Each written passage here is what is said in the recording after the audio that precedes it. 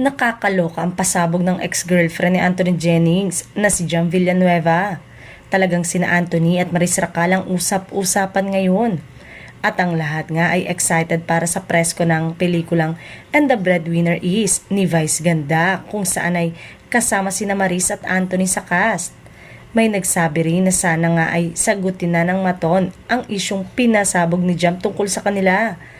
Abang-abang na lang umano tayo kung magsasalita nga ba sina Maris at Anthony tungkol doon.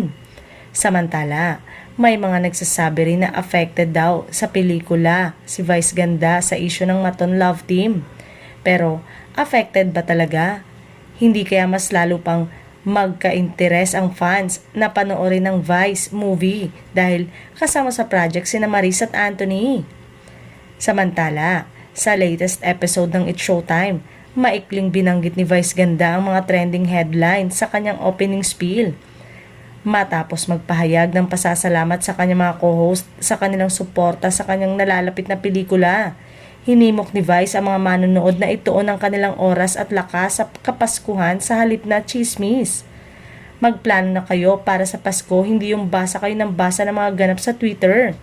Magplano kayo sa Pasko, hindi kayo tumatayo. Laging abang-abang, mga puyat, kilos-kilos tayo. Ayon naman sa co-host na si Kim Chu, ano bang meron sa Twitter?